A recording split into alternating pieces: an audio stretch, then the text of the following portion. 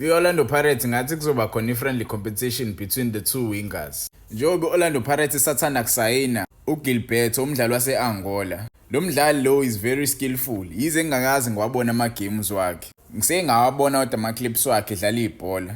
Wadlala kwi-AFCON edlalela i-Angola. And ama-clips akhe ayapromisa impela ukuthi umdlali lo unequality oza nententsha kwi-Orlando Pirates.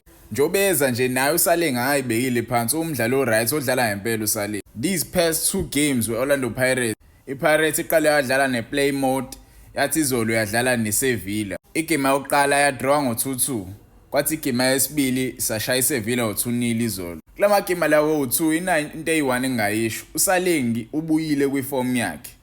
Awume uthi uSaleng ubuyile kwiform yakhe and uyadlala, uyakhombisa impela ukuthi ufuna ukuyilela iposition yakhe.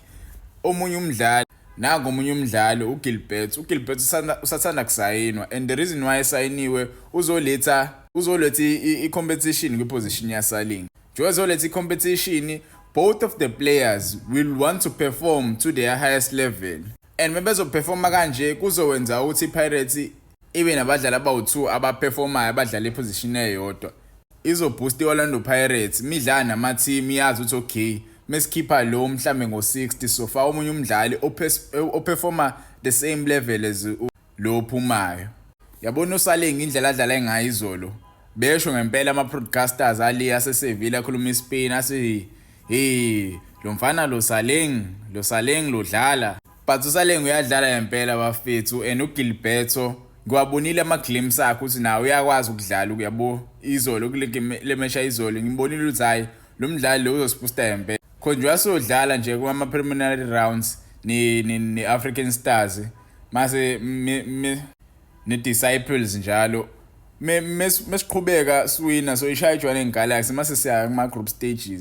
Mesifile kuma-group stages iPirates inayo i-chance ukuthi ithathe iChampions League ngale squad esinaso because yabo labadlali bawu-2 laba bazofuna ukulwela ischeme and uSaleng kumele enze sure ukuthi uyalwa ngempela ukuze asithole ischeme.